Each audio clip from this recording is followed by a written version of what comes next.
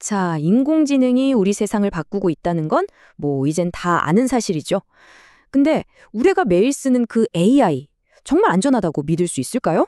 그걸 어떻게 증명하느냐 이겁니다. 오늘 바로 그 이야기를 해보려고 합니다. 이게 정말 중요한 질문이에요. 생각해보세요. AI가 이제는 채용 면접도 보고 병원에서 진단까지 내리잖아요. 이런 세상에서 이 시스템 믿을 수 있습니다 라고 말로만 하는 게 아니라 그걸 증명하는 건 이건 선택의 문제가 아니라 완전 필수가 된 거죠. 바로 이 문제에 대해서 유럽연합, EU가 답을 딱 내놨습니다. 그게 바로 AI 법이라는 건데요. 이게 그냥 유럽만의 규제? 이런 게 아니에요. 어쩌면 전 세계 AI 규제의 표준이 될지도 모르는 최초의 청사진이라는 점에서 진짜 의미가 큽니다. 자, 그럼 이 새로운 규칙, 이 AI법의 핵심이 대체 뭘까요? EU가 AI를 바라보는 방식이 이게 아주 흥미롭습니다. 핵심은 이거예요. 모든 AI를 똑같이 보는 게 아니라 위험 등급에 따라서 4단계로 나누는 거죠. 용납 불가, 고위험, 제한된 위험, 최소 위험 이렇게요. 대부분은 괜찮아요. 근데 문제는 고위험 시스템입니다. 사람의 안전과 직결될 수 있는 거요. 예를 들면 자율주행차나 의료기기에 들어가는 AI 같은 것들 말이죠. 여기에 가장 깐깐한 잣대를 들이대는 겁니다. 바로 이 지점이 핵심이에요. 이제 AI를 만드는 회사들은 그냥 우리 시스템 안전해요 라고 말만 하면 안 돼요. 그게 아니라 우리 시스템이 왜 안전한지, 어떻게 안전한지 자 보세요 이렇게 증명을 해야 하는 거죠.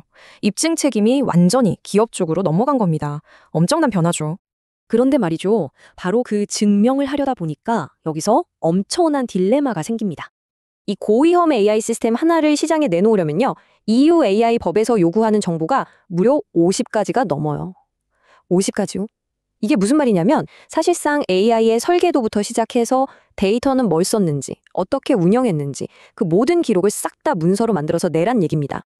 근데 진짜 문제는 지금부터예요. 법에서는 시스템 구조가 어떻고 데이터 관리는 어떻게 했고 위험 평가는 어땠는지 이런 엄청난 양의 문서를 내라는 건 하는데 정작 어떤 양식으로 내라는 표준이 없는 거예요. 그러니까 A 회사는 A 방식대로, B 회사는 B 방식대로 완전히 중구난방, 그야말로 대혼돈이 펼쳐지는 거죠. 이건 마치 모두가 서로 다른 언어로 말하는 것과 똑같아요. 이러면 규제 당국 입장에서 여러 AI 시스템을 공정하게 비교하는 게 가능할까요? 당연히 어렵죠. 기업이 규정을 제대로 지켰는지 확인하는 것조차 거의 불가능에 가까워지는 겁니다. 자, 그럼 이 복잡하게 꼬인 문제를 어떻게 풀 수 있을까요? 다행히도 몇몇 연구자들이 정말 우아하고 기발한 해결책을 하나 내놨습니다. 혹시 마트에서 음식 살 때 뒤에 있는 영양성분표 보시나요? 칼로리가 얼마고 나트륨이 얼마고 한눈에 딱 들어오잖아요. 만약에 AI의 위험성도 영양성분표처럼 간단하게 볼 수 있다면 어떨까요? 바로 이 아이디어가 AI 카드입니다. AI 카드가 뭐냐면요. 그 수십 페이지짜리 복잡한 기술 문서를 딱 한 장짜리 요약본으로 압축한 거라고 생각하시면 돼요. 중요한 건 기술 전문가가 아니더라도 누구나 이 AI가 대체 뭐라는 놈인지 어떤 위험을 가지고 있는지 한눈에 딱 파악할 수 있게 하자는 겁니다. 좋아요. 그럼 이 AI 카드가 구체적으로 어떻게 돌아가는 걸까요? 여기에는 아주 강력한 2가지 초능력이 숨어 있습니다. AI 카드의 진짜 천재적인 점은 이게 2가지 얼굴을 가졌다는 거예요. 하나는 우리 같은 사람들이 쉽게 이해할 수 있도록 만든 사람용 요약본. 그리고 또 하나는 컴퓨터가 읽고 자동으로 규제를 잘 지켰는지 확인할 수 있는 기계용 데이터 형식. 이 2가지를 동시에 제공하는 거죠. 이게 말로만 들으면 좀 막연할 수 있으니까 실제 사례를 하나 들어보죠. 프록티파이라는 AI가 있어요. 온라인 시험 볼 때 카메라로 학생들을 감시해서 부정행위를 잡아내는 시스템인데요.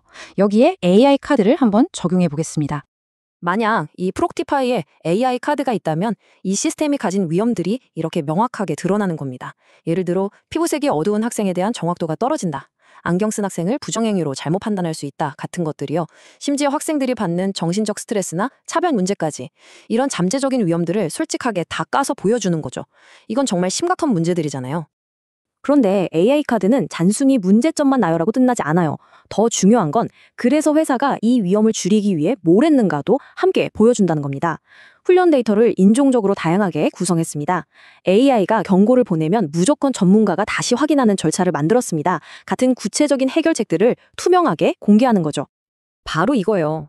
어떤 위험이 있고 그걸 막기 위해 어떤 장치를 마련했는지 이 모든 걸 한눈에 딱 보여주는 것. 바로 이 투명성이 AI에 대한 신뢰를 만드는 첫걸음이고 문제가 생겼을 때 책임을 물을 수 있는 근거가 되는 겁니다. 자, 그럼 좀 더 시야를 넓혀볼까요? 이런 접근 방식이 과연 AI 생태계 전체에 어떤 의미를 가질까요? 그 파급력은 우리가 생각하는 것보다 훨씬 클 수 있습니다. AI 카드의 진짜 가치는요, 단순히 규제 통과하려고 서류 만드는 데 있는 게 아니에요. 첫째, 복잡한 AI를 누구나 이해할 수 있게 투명하게 만들죠. 둘째, 개발자나 규제기관이나 모두가 같은 언어로 소통하게 되고요. 셋째, 감사 같은 과정을 자동화할 수 있습니다. 그리고 마지막으로 가장 중요한 건데요. AI의 위험과 해결책에 대한 지식이 공개적으로 쌓이면서 다 같이 배울 수 있는 기반이 만들어진다는 겁니다. 궁극적인 목표는요, AI를 개발하는 모두가 서로의 성공과 실패 사례를 투명하게 공유하면서 다 같이 성장하는 생태계를 만드는 거예요. 그렇게 되면 자본이 부족한 작은 회사나 공공기관도 대기업처럼 안전하고 신뢰할 수 있는 AI를 훨씬 더 쉽게 만들 수 있게 되겠죠.